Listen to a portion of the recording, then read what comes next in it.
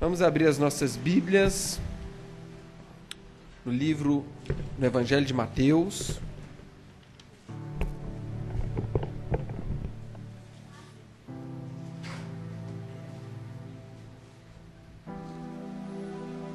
Capítulo 11.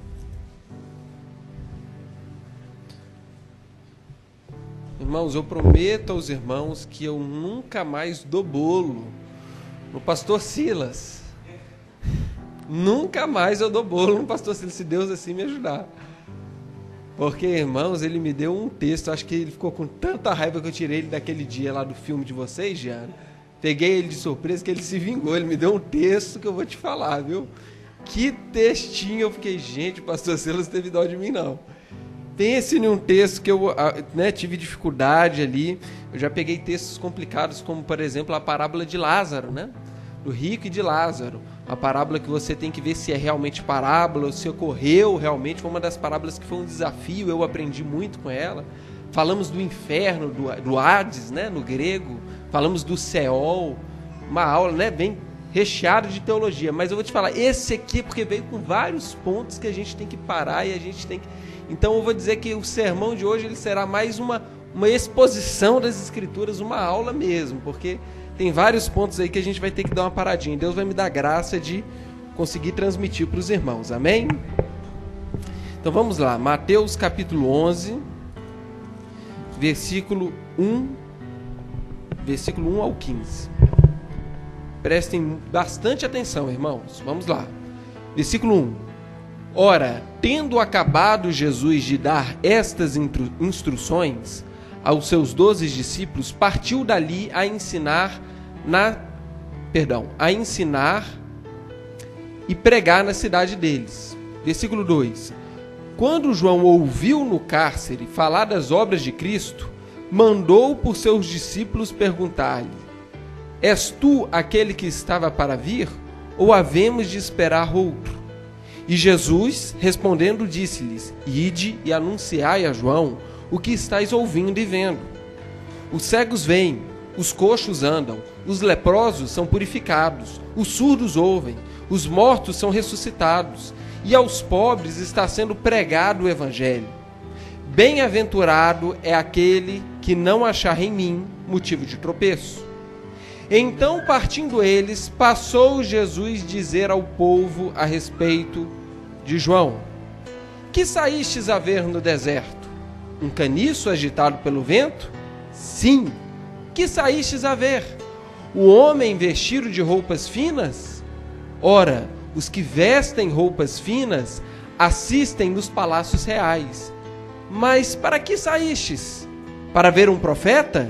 Sim, eu vos digo, e muito mais que um profeta.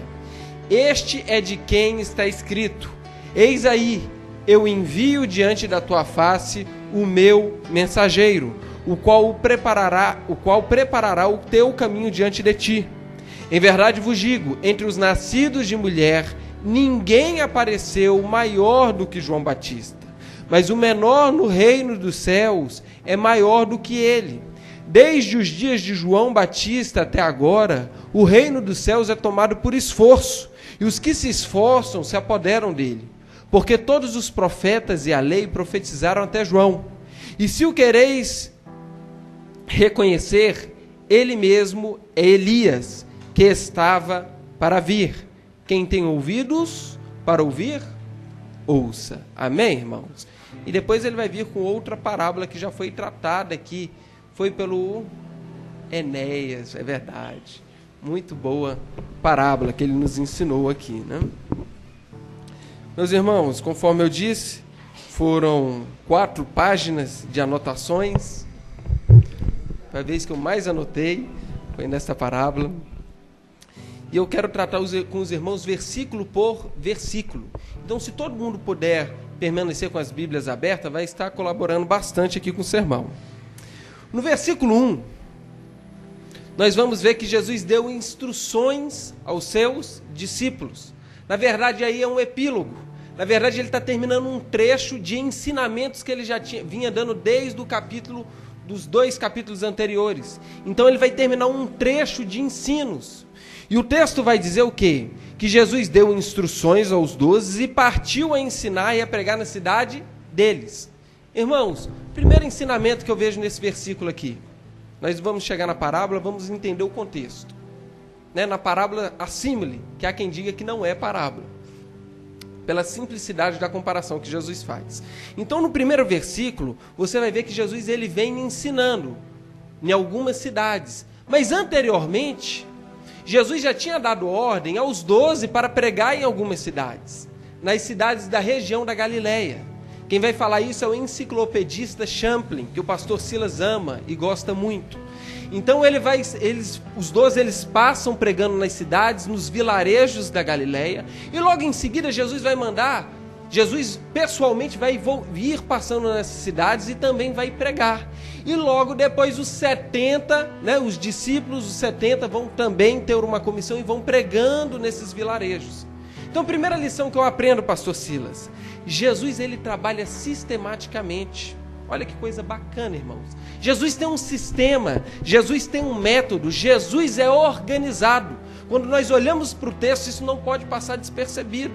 Quando eu estava estudando, achei muito interessante. Jesus, ele, no método de evangelismo, de pregação, de ensino da palavra, ele tem um método, ele tem um ensino, ele tem o suporte dos discípulos, dos 12, ele tem o suporte dos apóstolos, ele tem o suporte ali dos demais discípulos, os 70. Irmãos, se nós formos trabalhar no que quer que seja, nós temos que ser organizados. E eu não vou encher minha bola, vou encher a bola do pastor Silas, que é extremamente organizado, né, Diana? Arruma até os cabides, não é isso? Mas nós precisamos de organização.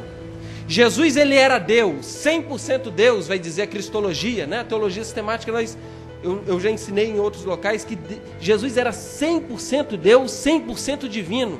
Mas ele como homem, 100% homem, como eu e como você, ele tinha que ter organização. Ele não jogava tudo na mão de Deus e falava, Deus resolve aí, faz a sua parte aí por mim, a minha parte também, Deus, não. Aí é o ditado, faz a tua parte que eu te ajudarei, livro das heresias. Jesus, ele fazia a sua parte. Jesus era organizado. E nós vemos isso em toda a Bíblia. O nosso Deus é um Deus organizado. Em Gênesis nós vemos a criação. Que organização! É poesia, há quem diga que é poesia. Há uma poesia ali em Gênesis capítulo 1. Você cria o ambiente nos 3 primeiros dias e nos outros 3 há um preenchimento desses ambientes de forma organizada. O nosso Deus é organizado, porque o profeta Isaías vai dizer que o nosso Deus não é o Deus do caos. Nosso Deus não é o Deus da bagunça. O profeta Isaías diz que aonde há Deus, há a criação, a organização. Os homens de Deus foram homens organizados. Por que Deus, ele na sua sabedoria, na sua onisciência e na sua onipotência, entre os 12 filhos de Jacó, ele escolhe logo José? Porque José era um homem organizado. José era um homem metódico. José era tão organizado que um ímpio, Potifar, vai olhar para José e vai falar assim, esse rapaz é organizado. Esse rapaz, ele tem método, ele é sistemático. E Potifar vai escolher José. Por quê? Porque tinha organização. O faraó, quando olha para José, não vê somente a graça e a revelação de Deus na vida de José, mas ele vê a organização, o carcereiro da mesma forma. Deus escolhe homens e mulheres capacitados, organizados, sistemáticos. Jesus era organizado. O texto começa falando para a gente que Jesus, ele tinha ali um método, uma organização para o seu ensino, para a sua evangelização. E a minha pergunta para a igreja nessa noite, como está a sua vida? Como está a sua organização? Como está a igreja? Os jovens, aí a turma ali, como está o método de estudo? Quando está estudando direitinho as matérias, tem horário para estudar, tem os universitários, Como está o método de estudo? Para quem trabalha, como está a organização no trabalho?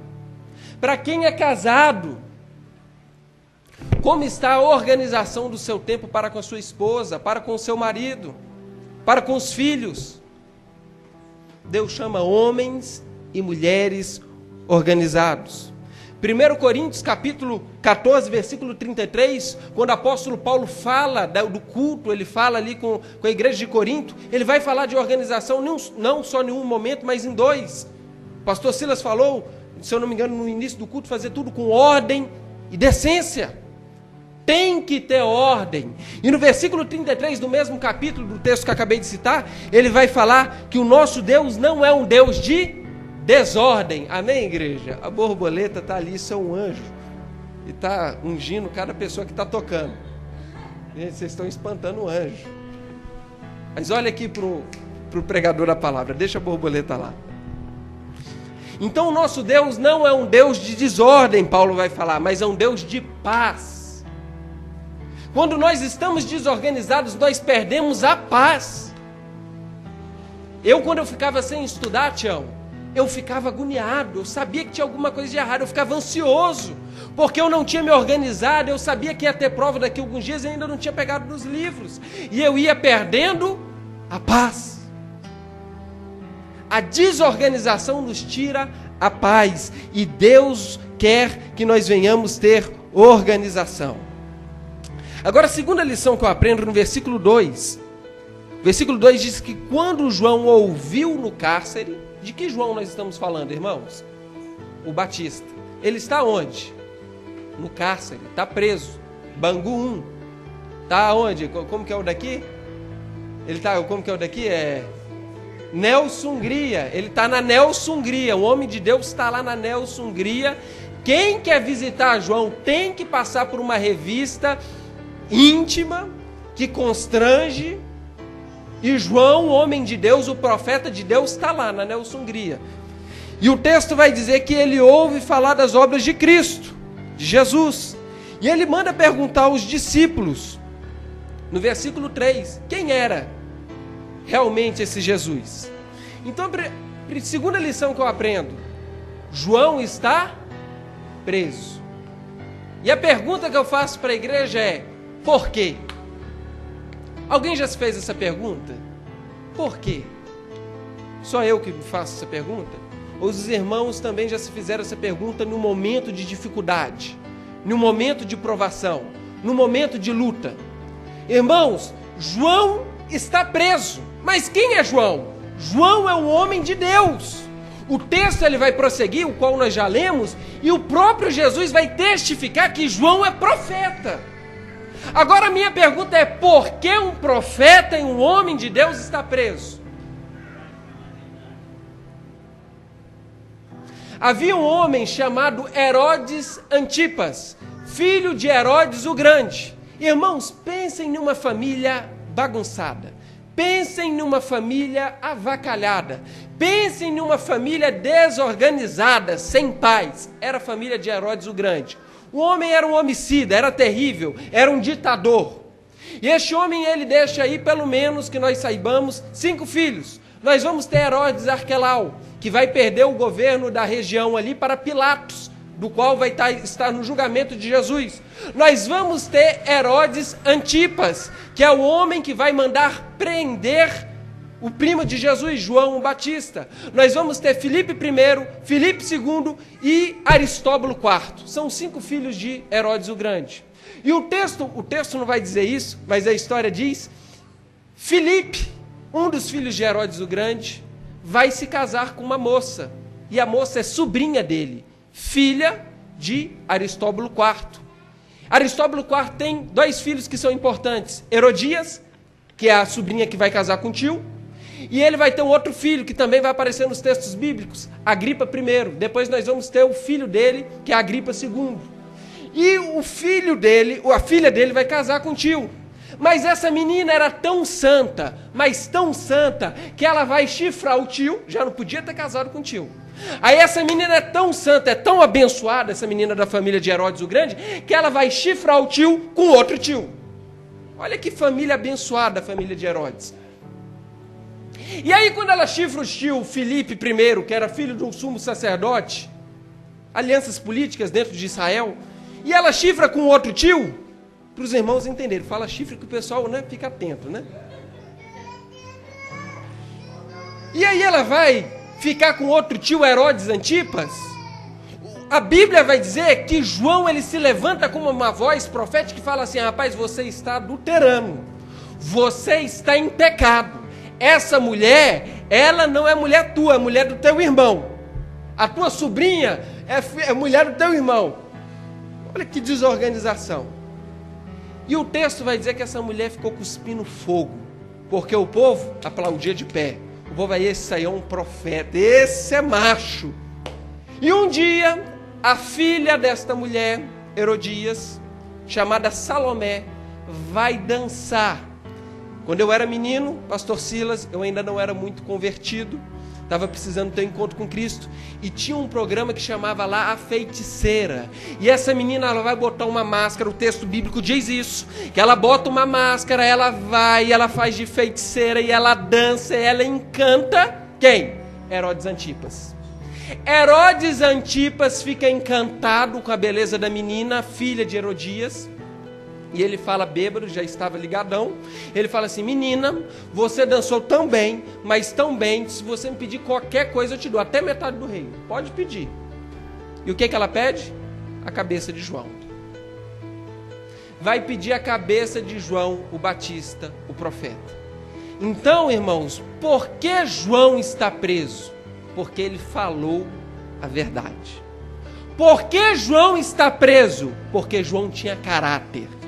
Por que João está preso? Porque ele era um homem de Deus.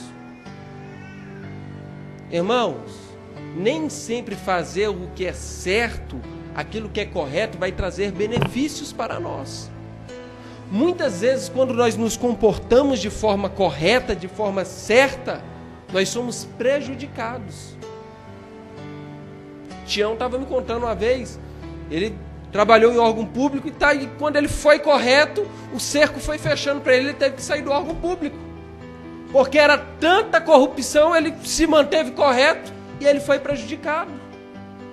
Quando nós temos uma atitude correta, nós somos, muitas vezes, prejudicados. Irmãos, o porquê do sofrimento da vida?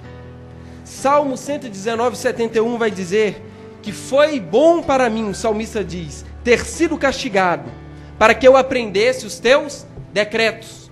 Muitas vezes nós sofremos, os porquês da vida, eles vêm para nos corrigir. E Deus é um pai que ama os seus filhos. Deus não é um pai banana.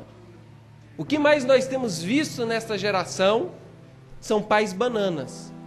Pais que não corrigem os seus filhos, e Deus me dê a graça para não ser mais um pai banana. Que aí eu faço falar dos filhos dos outros, né? Difícil é criar os seus. Mas o que nós temos visto? Quem falava isso, eu ouvia o Leandro Carnal. Ele é um filósofo, um professor de história muito bom. E ele falava de uma geração imbecil, uma geração idiota que está crescendo. É um termo pesado, mas é bom nós refletirmos sobre isso, porque os pais não corrigem os filhos e os filhos se tornam imbecis. Eles não têm juízo na cabeça, faz o que dá na telha, não respeitam as autoridades, não respeitam quem está acima, as pessoas mais velhas. Mas Deus não é assim. Quando nós não respeitamos os decretos de Deus, Deus ele nos corrige. E por isso que muitas vezes nós nos fazemos o porquê Deus, para que nós venhamos aprender os decretos de Deus. Às vezes Deus está chamando a gente está insistindo em ir para lá, e como Ele é um pai bom, Ele é um pai fiel, Ele corrige ao filho que ama. Mas esse não era o caso de João Batista. O livro de Provérbios, capítulo 21, versículo 23, diz que quem é cuidadoso no que fala, evita muito sofrimento. Gente que anda falando bobeira, que fala o que não devia. Alguém aqui já sofreu por falar algo que não devia? Ou só eu? Acho que todo mundo já falou de um dinheiro que tinha, aí alguém falou, tem, me empresta.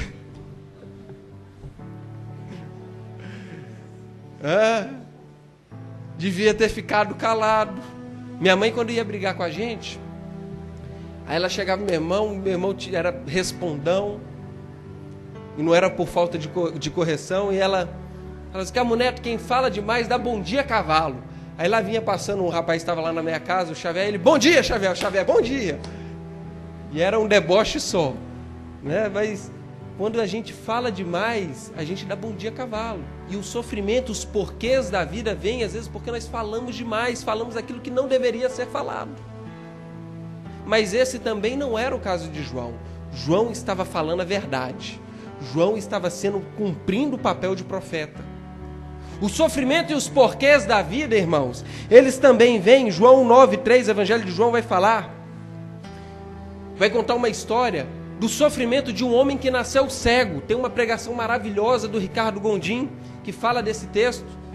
E os discípulos, as pessoas que ali estão, perguntam, quem pecou, o pai ou o cego? Quem foi que pecou porque ele nasceu cego?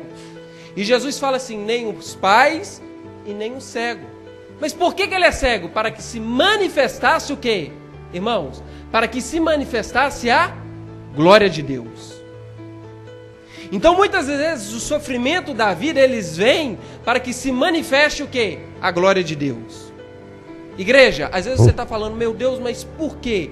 Para que se manifeste a glória de Deus na sua vida. Meu Deus, por que está acontecendo isso? Para que se manifeste a glória de Deus na sua vida. Irmãos, Davi, ele não seria o Davi se ele não tivesse matado Golias. A grande vitória de Davi não seria uma grande vitória se não fosse um gigante. Se fosse... Cadê? Quem é pequeno aqui? Quem está mais magrinho aqui? O David. Se fosse o David, a vitória não seria tão grande. Se fosse eu, seria mediana, né, irmãos? Seria mediana. Agora, se fosse o Giovanni, que já tem uma caixa mais reforçada, já é mais alto, né, Giovanni? A vitória já seria bem mais perceptível. Então, vem certos sofrimentos nas nossas vidas, certas pelejas e certas lutas para que a glória de Deus se manifeste. Aquele homem havia nascido cego e sofrido a vida toda para quê? Para que a vitória dele, a glória de Deus se manifestasse de forma poderosa na vida dele. Então, quando você perguntar a Deus por quê, é para que a glória de Deus se manifeste na sua vida. Irmãos, mas esse aqui também não era o caso de João Batista. Mateus 5,10 diz que bem-aventurados os perseguidos por causa da justiça, porque deles é o reino dos céus. Este era o caso de João Batista. João Batista era um homem justo. João Batista era um homem íntegro. E ele estava sendo perseguido por causa da justiça. Amém, igreja? O versículo 3, ele vai fazer uma pergunta. Ele envia uma pergunta a Jesus. E qual era a pergunta? És tu aquele que estava para vir? Ou havemos de esperar outro? E aí o primeiro pepino, né? Primeira dificuldade. O que está acontecendo com João? Um autor que o pastor Silas me presenteou, que é o Craig Kinner, ele vai dizer que João, ele queria que, na verdade, João estava perplexo de Jesus ter tocado em leprosos. E um sacerdote, um homem santo, não poderia ter tocado em alguém impuro, contradizendo a lei de Moisés. Então é a primeira possibilidade que nós temos, e eu, na minha humildade teológica aqui, eu vou discordar dele. Na minha pequenez teológica, eu vou discordar do Kinner. Eu acho que o Kinner se equivocou aí na colocação dele. Apesar, né, dele comprovar por A mais B, eu acho que ele se equivocou. Nós vamos também ter, o enciclopedista Champlin, ele vai trazer uma possibilidade do qual ele não concorda, mas eu achei interessante listar aqui. Ele vai dizer que João Batista sabia que Jesus era o Cristo. Ele sabia que Jesus era o ungido. Ele sabia que Jesus era o que vinha da linhagem de Davi, que era o grande rei davídico. Mas ele queria que Jesus se manifestasse. Ele queria que Jesus falasse assim, sou eu mesmo, eu vou resolver isso aqui, eu sou o cara. E aí ele fala assim para os discípulos, vai lá e pergunta e vê o que é que ele vai falar na frente da turma, para que os seus discípulos, os discípulos de João e os demais ouvintes de Jesus também viessem a saber que ele era o Cristo, o grande descendente de Davi, o que iria instaurar o reino de Davi. Mas eu também vou discordar na minha pequenez. A terceira possibilidade do qual vou ensinar para os irmãos hoje É o Tasker-Dá. Cultura Bíblica, são os livrinhos que eu tenho lá, que eu sempre recorro. Ele vai dizer que João estava tendo uma crise teológica, uma crise de personalidade. Ele estava perdido, ele estava desorientado. Por quê, irmãos? Ele está dentro de uma cela, ele está com homicida, ele está com traficante, ele está com preso político, ele está com estrupador, ele está com todo tipo de, com pedófilo, ele está com todo tipo de gente do lado dele. Gente com a boca suja, gente perigosa. Irmãos, eu fico imaginando, com medo de todo rapaz igual eu, imagina se eu caísse numa prisão, irmãos. Olha para mim, eu sei que o bigode ele impõe um certo respeito. Não ri não, varão. Imagina eu caindo numa prisão, essa cara de menina, eu caindo numa prisão. Eu não sei o que fariam de mim, eu ia ficar perdido. Não sei se mamãe, não sei quem que eu ia gritar, se Jesus... Irmão, João Batista estava num ambiente hostil. Por ter pregado a verdade, ele está falando por quê? Será que realmente ele é Jesus? Quem será que realmente ele é quem ele diz que é? Será que eu me equivoquei? Nos momentos de dificuldade, no momento de hostilidade, no momento que nós estamos cercados de todos os lados, nós nos fazemos perguntas, nós nos perguntamos aonde nós erramos. Será que realmente esse era o projeto de Deus para mim? Será que o que eu fiz era o correto? Será que eu fiz da forma correta? Aonde foi que eu errei? E João Batista está nessa crise, se perguntando aonde errou, se perguntando se orou pouco, se perguntando se jejuou pouco, se perguntando se Jesus era realmente Deus, ou se ele era somente mais um profeta, ao estilo do Antigo Testamento. Porque a convicção dele mudou. No capítulo 3, pastor Silas, ele vai dizer, quando Jesus fala assim, me batiza, João, ele, de jeito nenhum. É eu que preciso ser batizado por você, Jesus? Você vem me pedir para batizar? E Jesus fala assim, de jeito nenhum, você vai me batizar para que se cumpra toda a Escritura. Então a convicção de João muda. Ele tinha convicção de quem era Jesus lá no capítulo 3 do Evangelho de Mateus, mas agora chega aqui no capítulo 11, ele está se perguntando, será que realmente ele é o Cristo? Irmãos, nós estamos falando do maior nascido de mulher, o texto vai dizer mais adiante. Muito mais do que um profeta. Todos nós temos momentos de fraquezas. Mas saiba que Deus continua sendo Deus. Jesus, ele é Deus. E ele vai te dar forças nesse momento de dificuldade. Ele vai te dar forças nesse momento de hostilidade. Às vezes parece que a situação se perdeu, mas ele vai te dar forças. Amém? Versículo 4 e 5. Jesus vai responder. E Jesus vai assegurar, através de uma resposta. Jesus ele vai falar que a turma está sendo curada, que o ministério está acontecendo. E Jesus vai citando um texto do profeta Isaías, um texto que faz menção ao Cristo. E ele fala assim, está acontecendo o que Isaías profetizou, João, está tudo encaixando, está tudo certinho. Eu sou o Cristo, eu sou o ungido, eu sou o descendente de Davi, do qual Isaías profetizou, está tudo acontecendo. E aí no versículo 6, ele vai dizer, bem-aventurado aquele em que não achar em mim motivo de tropeço. Amém? Irmãos, você já se escandalizou com a vontade de Deus na sua vida? Porque João não entendeu. João estava angustiado, sem paz, por quê? Porque ele não entendeu a vontade de Deus. Ele achou o motivo de tropeço aqui, apesar do texto ter elogiado João Batista mais à frente, em primeiro momento Jesus ele vai corrigir João Batista. Jesus ele vai falar, João Batista está equivocado, ele achou em mim motivo de tropeço, ele está achando que eu não sou o Cristo. Mas bem-aventurado, quem tem paz de espírito é aquele que entender que eu sou o Cristo.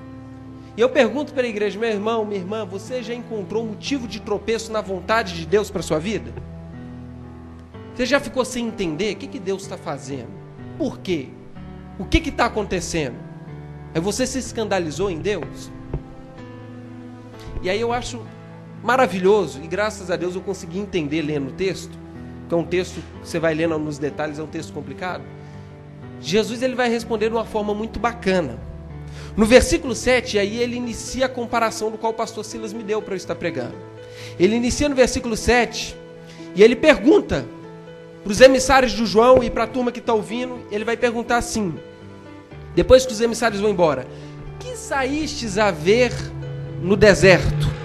Um caniço agitado pelo vento? O que é o caniço? O caniço, irmãos, ele é como se fosse uma vareta de bambu.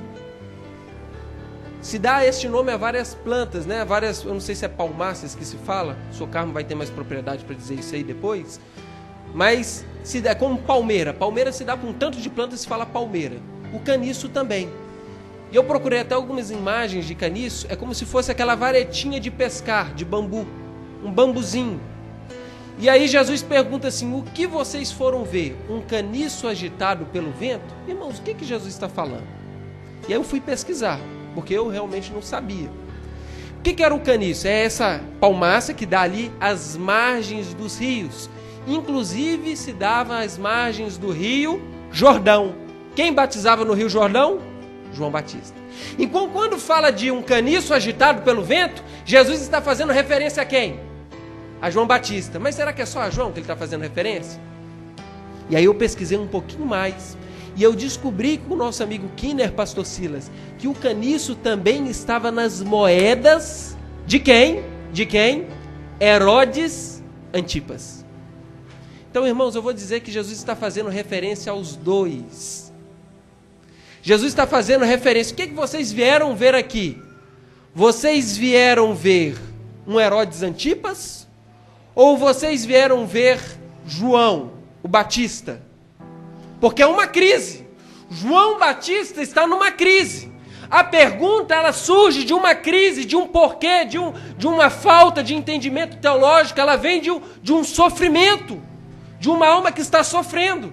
E aí Jesus, para responder aos ouvintes, Jesus pergunta: o que vocês vieram ver? Vocês vieram ver João Batista, um caniço agitado pelo vento?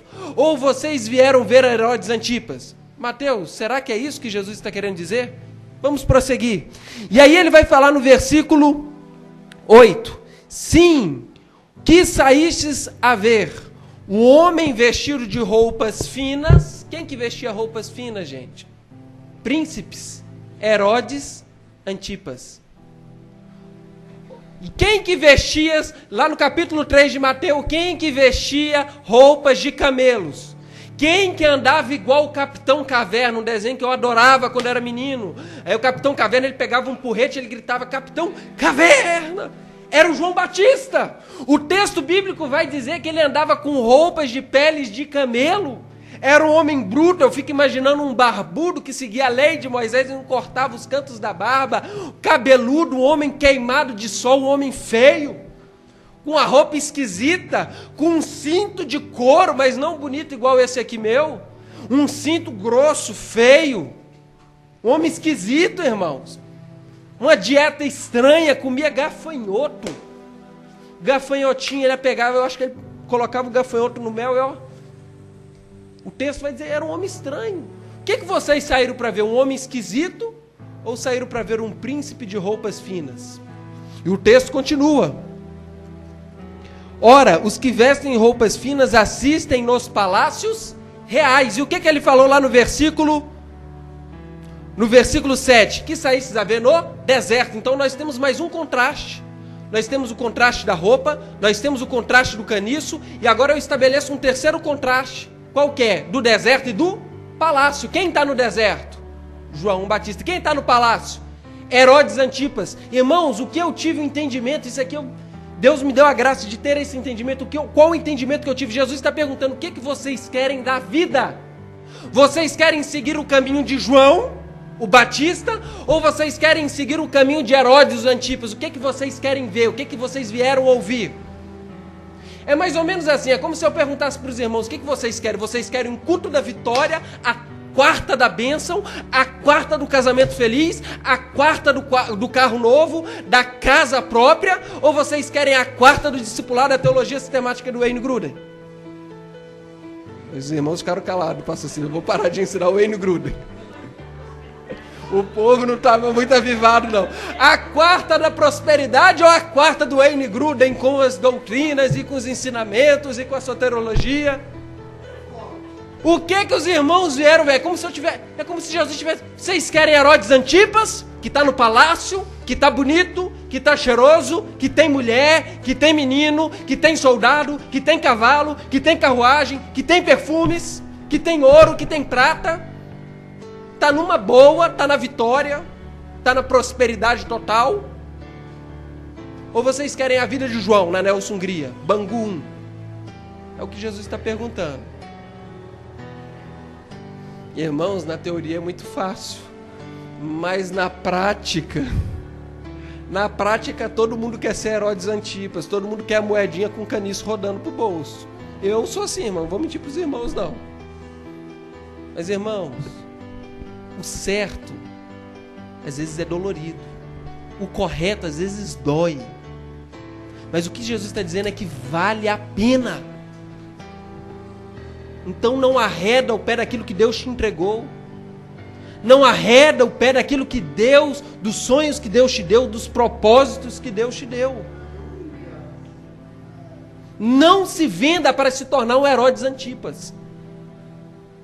Amém, igreja? Quinta lição, versículo 11. Em verdade vos digo, que entre os nascidos de mulher, ninguém apareceu maior do que João Batista. Mas o menor no reino dos céus é maior do que ele. Irmãos, olha que dificuldade. O pastor Silas estava com muita raiva de mim. Nunca mais eu vou furar com o pastor Silas. Outro texto difícil. Olha, nós já pegamos aí a dificuldade de João Batista. Por que ele estava com dificuldade? Nós já falamos do caniço. Olha que comparações, porque você tem que pescar isso aqui no texto. E agora nós vamos ter uma terceira dificuldade, um terceiro pepino no texto. Agora Jesus vai fazer uma afirmação que é motivo de debate também. Em verdade vos digo, que ninguém que apareceu maior do que João Batista dos que os nascidos de mulher. O que Jesus está dizendo? Vocês estão achando que Herodes Antipas é o cara? Vocês estão achando que Herodes Antipas com um caniço na moedinha, com roupas finas no palácio, ele que é o bom? Não. O maior é João Batista. O maior é João Batista.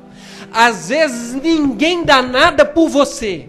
Às vezes as pessoas olham com desprezo para nós. Mas Deus sabe que maior é o que está em nós. Maior é a conduta, o caráter, aquilo que Deus te entregou. Às vezes as pessoas não dão nada, porque a sociedade, irmãos, vai dizer que a gente vale o que a gente tem no bolso.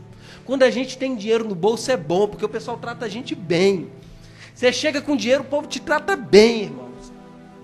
A sociedade fala, se você tiver com nada no bolso, você não vale nada. Se você tiver 10 reais, você vale 10 reais. É isso que a sociedade fala. Sociedade capitalista, sociedade do capeta.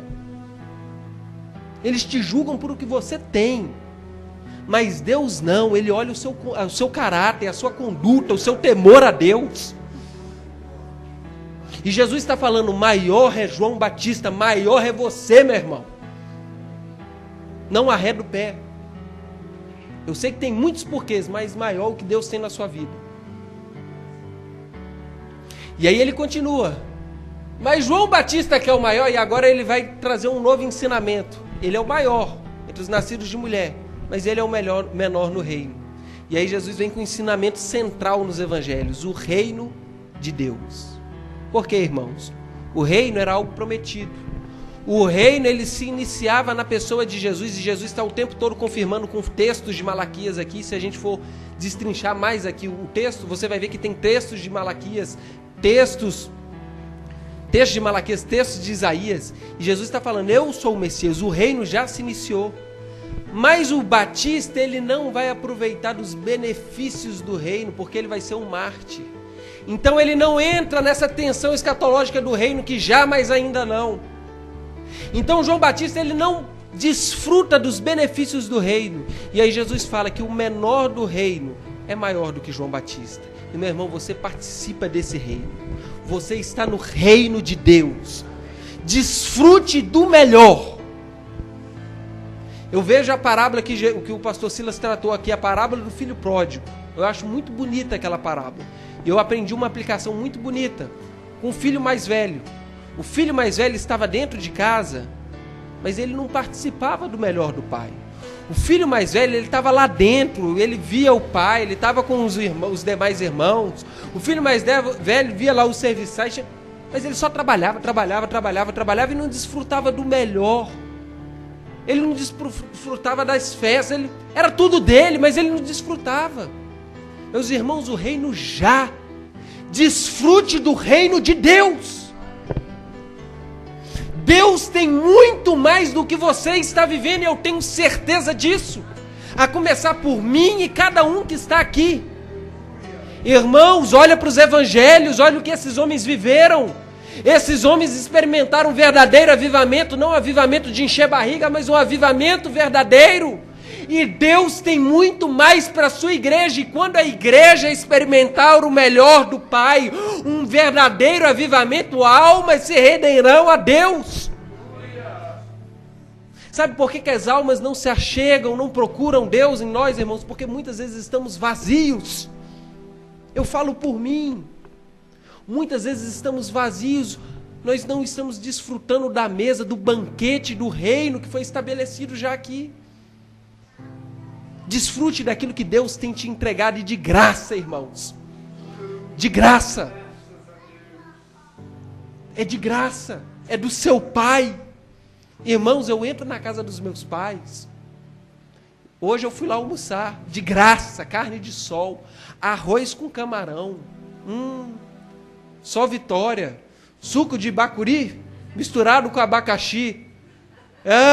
Irmão, eu tô lá, irmão, porque eu tô na casa do Pai. A Adriana fala assim: você é muito folgado, você não pode fazer isso. Não, eu faço porque eu tô na casa do papai. Eu tô na casa da mamãe. E eu entro, eu vou desfrutando, eu vou comendo, irmão, eu vou pegando. E eu falei assim: mãe, eu vou trazer a sobremesa. Ela: sério, vou. Eu trouxe a sobremesa, mas eu tinha pegado da casa do pai quando ela estava viajando.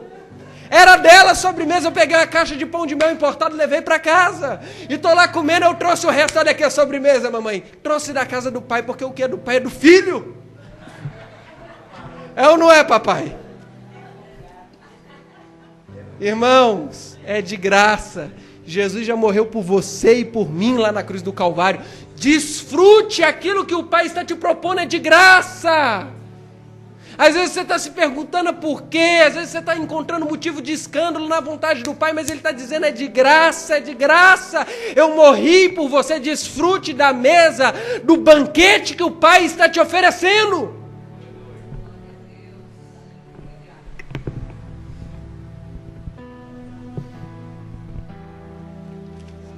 Versículo 12, irmãos. O versículo 12 ele vai dizer assim: desde os dias de João Batista até agora o reino dos céus é tomado por esforço, e os que se esforçam se apoderam dele. A minha vontade de falar: pastor Silas, sobe aqui e explica esse quarto último ponto polêmico do texto. Olha quantos pontos o pastor Silas me fez estudar, irmão. Quando eu vi o texto, eu falei: Adriano, pastor Silas, eu vim falando no carro, gente, tanta coisa no texto, gente. Nunca peguei um texto tão problemático igual esse aqui. Graças a Deus a gente encontrou paz nas respostas. Você é meu pastor. E o texto vai dizer o que, irmãos? Que o reino de Deus é tomado por esforço. Então nós temos possibilidades teológicas aí. A primeira delas: Jesus está fazendo críticas a falsos líderes, a homens que se diziam pastores e que não eram pastores, se diziam rabinos e não eram verdadeiros rabinos, homens que se diziam homens de Deus e não eram homens de Deus. Não que isso aconteça hoje, né? Quando a gente liga a televisão, a gente não vê esse tipo de coisa. Homens que falam de Deus, andam com a Bíblia debaixo do braço, mas não tem nada de Deus. É uma possibilidade, o qual eu não vou concordar que Jesus está falando disso. Segunda possibilidade, o qual também não concordo: Jesus está citando os zelotes, os sicários, que eram ainda mais radicais que os zelotes. Eram homens que tomavam, eles queriam estabelecer o reino de Deus, um reino terreno através da força, através da espada. Inclusive, em 70 depois de Cristo, quando Jerusalém é destruída, vem em resposta à rebelião dos zelotes. dos sicários. Sicários eram os homens da adaga, andava com um punhal. Quem mexesse com eles, eles enfiavam a faca. Já viram os palestinos lá, que andam com faca, que de vez em quando vai lá e mata os soldados israelenses? Era a mesma coisa, mas que ao invés de ser palestinos, eram homens judeus. E faziam isso em nome de Deus. Jesus está citando eles? Também não. Terceira possibilidade, no qual eu vou ensinar para os irmãos. Jesus está falando de vidas transformadas. Jesus está falando de prostitutas e Jesus está falando de publicanos, Tião. Homens que cobravam para Roma, homens que tiravam dinheiro dos comerciantes, Tião. Homens que iam cobrando e enchendo o dinheiro, dando dinheiro para Roma. Homens corruptos, homens que o povo tinha raiva. Lá vinha ele cobrar de novo mais um imposto. E esses homens, eles se convertiam e eles paravam de cobrar taxas abusivas. E essas mulheres que vendiam os seus corpos, elas se convertiam e paravam de vender o corpo e tinham uma mudança radical. Muitas vezes, eles sofriam como João Batista. Muitas vezes, assim como Zaqueu, se tenho roubado alguém, restituirei 4 vezes mais. Uma verdadeira conversão, Jesus vai dizer. Porque está sofrendo dano próprio, em prol da justiça, daquilo que é correto. Nem sempre o correto é o caminho mais fácil. Nem sempre o correto vai ser o caminho mais prazeroso, mas é o que Deus tem para você. Não queira ser o caniço da moeda, seja o caniço agitado pelo vento. Não queira estar no palácio, esteja no deserto. Não queira usar roupa de grife, use a roupa de camelo, meu irmão, porque vale a pena. É isso que Jesus está falando. Mesmo que doa, vale a pena, porque quem perde a sua vida, encontra. É por isso que em Mateus capítulo 10, no capítulo 10, se eu não me engano, versículo 34, Jesus vai falar que ele não veio trazer paz. Jesus, irmãos, Jesus não veio trazer paz. Jesus não veio trazer tranquilidade, Jesus veio trazer espada, diz Mateus capítulo 10. Por quê? Porque muitas vezes o pai que via o filho judeu se converter ao cristianismo falava assim: rapaz, você não é meu filho. Eu prefiro te ver morto do que você seguir nesse tal de Jesus. Você está largando a lei de Moisés. E Jesus fala assim: eu não vim trazer paz, eu vim trazer espada. Quem quer me seguir vai sofrer, vai doer. A sociedade não vai aceitar. Irmãos, olha o cenário político do Brasil. É um desafio quem vai governar o Brasil. É um desafio. Porque como que você governa uma nação igual a nossa, com quantos deputados? 500 deputados? Com não sei quantos deputados? 513 deputados. Tudo gente boa, tudo gente bacana. Cada um com interesse. Ah não, mas tem crente. Vai ver a máfia da ambulância, só crente. A maioria da bancada evangélica estava lá na máfia da ambulância. Então os crentes estão pior do que os ímpios que estão lá. A gente não pode generalizar. Tem um ou outro que salva, mas no geral. E para você aprovar aquilo que você quer, você tem que molhar a mão desses homens, você tem que dar cargo, você tem que fazer isso, você tem que fazer aquilo. A pergunta não é se o próximo presidente será honesto, a pergunta é: será que ele vai governar com tanta gente corrupta? Irmãos, vale a pena. O que Deus mandou dizer aqui hoje é que vale a pena fazer aquilo que é correto. Custa um preço, mas vale a pena. Homens como Abel pagaram um preço diante da sua oferta de sacrifício. Primeiro, homicídio. Pagou com a vida, mas fez o que era correto. Homens como Abraão, que estava disposto a sacrificar o próprio filho Isaque. Diana, eu te pergunto, você que está com esse bebê lindo, você teria coragem de sacrificar o seu bebê? Se ele te fala assim: Diana, pega o bebê, sobe lá no Monte do Palmares com uma adaga para me sacrificar. É forte, mas o texto bíblico vai apontar isso. Pegar uma criança e passar a faca na criança. É lógico que Deus impediu, estava testando ali a fidelidade, algo simbólico apontando para Jesus na cruz. Ele proveu o sacrifício no momento mais difícil ali, testando a fé de Abraão no limite. Mas vale a pena. vale a pena. Homens como Moisés, homens como Samuel, os profetas do Antigo Testamento morreram cerrados, foram homens que foram para o poço, para o calabouço, homens que sofreram todo tipo de penúria porque falavam a verdade. Poucos foram os que tiveram no palácio, porque o lugar de profeta não é no palácio, o lugar do profeta é no deserto, o lugar do profeta é nas divisas de Israel, fugindo do rei que quer matar. Poucos foram os Natãs, poucos foram os Gades, os profetas da corte, porque a maioria sofria, eram perseguidos. E esses que estavam na corte, de vez em quando, tinham que chamar a atenção do rei, e corriam também risco de vida, porque fazer o que é certo, fazer o que é correto, nem sempre é fácil.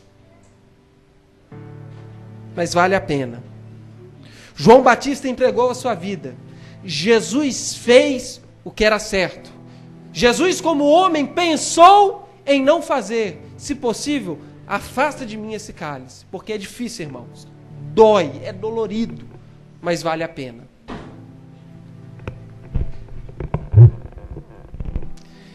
Amém, igreja? Vamos colocar de pé?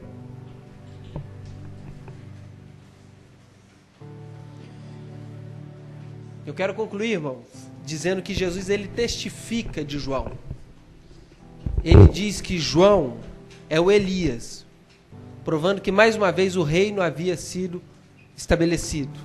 Outro pepino que depois o pastor Silas vai falar. Havia a crença de que Elias não havia morrido. A crença de que Elias não havia morrido. Mas Jesus, ele vem com a fala e mais uma vez ele vai utilizar o profeta Malaquias e vai dizer assim: João é o Elias que havia de vir. Jesus testifica, o próprio Deus testifica, o Deus encarnado testifica de João. E eu quero te dizer que vale a pena. Deus vai testificar a respeito de você. Amém? Aos olhos dos homens você pode parecer o menor, mas ele diz que você é o maior. Feche seus olhos. Senhor, meu Deus e meu Pai, nós te agradecemos, porque o Senhor, meu Pai, tem nos dado forças, meu Pai, para fazer aquilo que é correto. Te pedimos, meu Pai, que o Senhor tenha misericórdia, que o Senhor não nos deixe falhar. Se falhamos ou se temos falhado, que o Senhor nos perdoe. Porque assim como João cometeu um erro, Pai, nós também somos homens. Ninguém aqui é super-herói, todo mundo aqui é pecador justificado pelo sangue de Jesus. E todo mundo precisa da Tua graça. Se alguém falhou, se alguém errou, que o Senhor perdoe e que o Senhor ajude, meu Pai, que essa pessoa tome a atitude correta, que essa pessoa tome a atitude certa, dolorida, mas correta.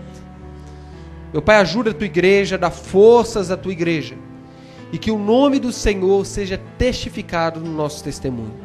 Nós te pedimos e nós te agradecemos. A igreja diz amém. As palmas louvem a Jesus.